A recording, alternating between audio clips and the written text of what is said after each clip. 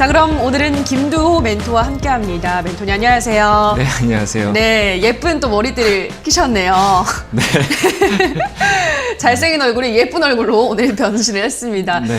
그리고 시장도 이번 주 내내 산타가 좀 오긴 왔나 봐요. 뭐 큰 네. 선물은 아닌 것 같긴 하지만 그래도 어떻게 보시나요? 뭐 저는 일단 우리나라 시장의 산타는 뭐 IT 전자다라고 얘기를 하고 싶고요. 뭐 산타 그 크리스마스가 지나도 저는 계속 좋은 흐름을 보일 거라고 생각이 되고 뭐 조정이야 있겠죠. 조정은 있겠지만 시장 전체적으로는 IT 전자 쪽으로의 흐름이 이어지고 자동차 또 이어지고 또 이래 순환되면서 네. 계속 좋은 일단 지수의 어떤 변동성에 대한 큰 틀을 보다도 이제 흐름성 자체가 조금 양호하게 가지 않을까. 뭐 지수가 막 새로운 신고가를 가는 거는 내년에 조금 더 봐야 되겠지만 흐름 자체는 저는 아래쪽으로 하방에 대한 부분들은 조금 경직될 거라고 보여지고요. 그 IT 반도체 오늘은 자동차고요. 오늘 시장 전반적인 분위기 자동차가 가장 그 큰 힘을 발휘하고 있다라고 보여지는 게 맞습니다. 어제하고 며칠 동안은 또 IT 반도체였으면 오늘 또 자동차로 넘어가고 있고 이게 앞서 우리가 본다라고 생각하면 앞으로 이제 2023년, 2025년까지 뭐 어떤 쪽이 좋냐라고 하면은 자동차와 반도체 결합된 IT카에 대한 부분들을 우리가 반드시 생각하고 할 수밖에 없는 부분인데 거기에 어떤 시장성이 계속 연계가 되는 게 아닌가. 거기에 또 추가적으로 본다면 메타버스도 있는 거고요. 그리고 뭐 게임 시장이 좋은 건 뭐 NFT 쪽 관련된 부분도 있긴 하지만 저는 메타버스, 자동차, 반도체 이쪽의 흐름성, 이제 순환에 대한 부분들이나 바이오가 좀 많이 약한데 바이오도 한 번은 사이클이 올 거라고 봅니다. 다만 실적 없는 바이오 쪽은 조금 제외하면서 내년에 또 1월 달에 또 임상에 대한 부분들과 학회 뭐 이런 쪽을 조금 더 기대는 할 수 있지만 단발성일 가능성이 좀 있으니까 바이오는 조금 매도해서 좀 관망하는 쪽을 좀 체크해 보면 좋을 것 같고요.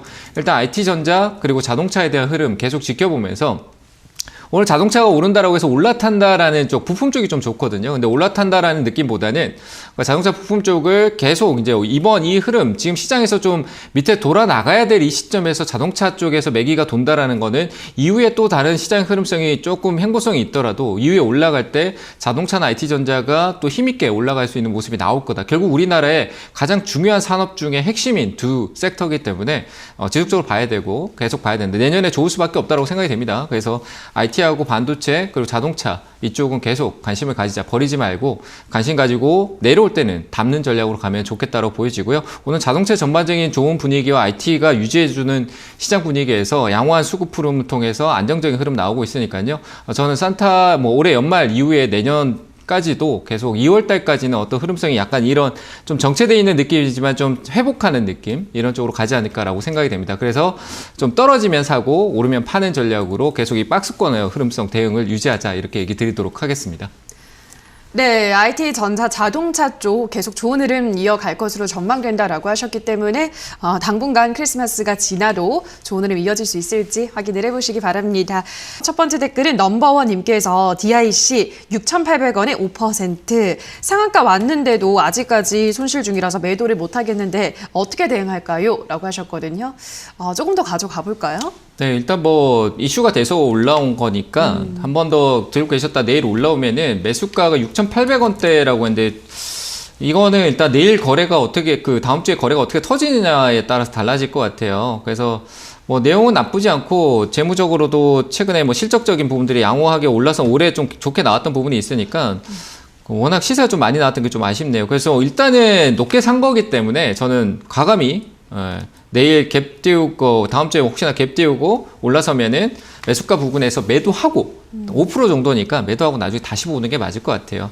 그래서 지금 오늘 이런 상한가 가격 찍었던 가격 아래에서 한번 다시 봐보세요. 그럼 분명히 어느 순간 한 번에 짧은 단기성 이익이 있지만 이익을 줄 겁니다. 그래서 지금 가격은 높으니까요. 꼭 매수가 부분에서 매도 의견 드리겠습니다. 네, 다음으로는 스카이님께서 라운피플 18,175원에 30% AI 관련 비전이 좋은 것 같아서 지켜보고 있는데 진단 부탁합니다 라고 하셨거든요.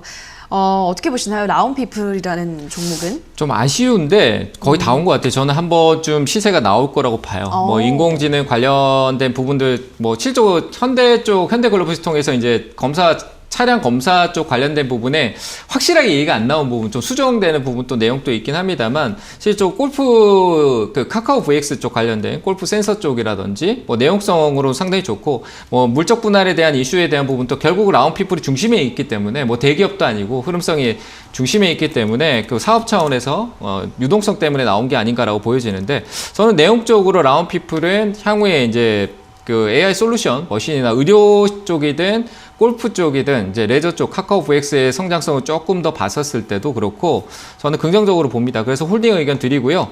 18,000원대 같은 목표가는 23,000원 정도 잡고 들고 가셔도 괜찮다. 이렇게 의견 드리도록 하겠습니다. 네, 다음 댓글 볼게요. 이번에는 니가 가라 하한가님께서 올려주셨습니다. 한국조선해양 97,600원에 15% 다시 올라갈 수 있을까요? 부탁합니다. 라고 하셨는데요. 한국조선해양도 쭉 지금 밀리고 있는 상황에서 다시 올라갈 수는 있겠죠? 시간 좀 걸려도. 뭐 시간은 걸려도 가겠죠. 조선 쪽이 전체 좋아지면 다 같이 분위기를 만들어가는 네. 업황 사이클에 대한 예. 분위기로 가니까 좋아진 거거든요. 그렇죠. 실적으로 완전 이제 끝나나 싶을 정도 나라고 갔다가 이제 좋아지고 있는 단계잖아요. 맞아요. 그 업황 사이클이 좋아지고 제가 2023년 4년도 때 이제 조선 쪽이 상당히 좋은 흐름성이 한번 나올 거다. 과거의 영광에 대한 흐름성이 한번 나올 거다라고 했던 게 이제 적금을 넣어가라고 얘기했어요. 그 적금이 지금 뭐 넣어가다 본다라고 하면 아까 얘기 들었던 여기 이렇게 사고 밑에서 이제 행보하면은 밑에서 많이 사지게 되면 결국 단가는 밑으로 내려올 거예요. 점진적으로. 그런 부분을 좀 고려해서 적금성으로는 가능하다라고 보여지고 주가는 다시 올라올 겁니다. 그래서 저는 홀딩 의견 드리고요.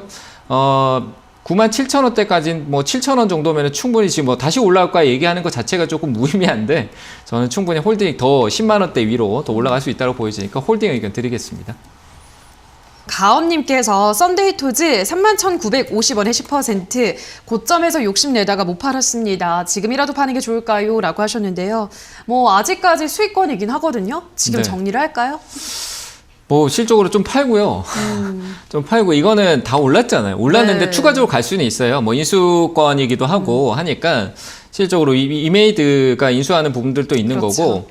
그래서 저는 오늘 약간 낙폭에서 오늘 이 자리에서 내일 그 월요일날 기술적 반등으로 좀 올라설 수 있을 것 같거든요. 그 반등에서 크게 욕심 내지 말고 위에 올랐을 때 못 팔았다가 했는데 오르면 팔아야 되겠죠, 그죠? 그러니까 지금도 수익 중이신데 비중을 좀 줄이시고 올라오면은 37,000원대 정도 올라오고 뭐 크게 더 넘어갈 수도 있어요. 그러니까 37,000원, 8,000원대 부근에 반등 줄 때 38,000원 선 라인 정도 보시면 되겠네요. 그 가격대 월요일이나 화요일쯤에 반등이 있을 것 같거든요. 거기서 매도하시면 될 것 같고 만약에 하루 정도 더 빠지더라도 한번 반등이 있어요. 그러니까 37,000원대, 8,000원대에서 꼭 이익 올랐을 때 못 팔았다라는 생각하지 마시고 다음에 꼭 파시길 바랍니다. 네, 잘 대응하시길 바랍니다. 네, 다음으로는 카페모카님께서 HDC 현대 EP 평단가는 6,776원에 15% 전고점 넘을 수 있을까요? 지루하네요. 라고 하셨는데요. 이건 어떻게 보세요?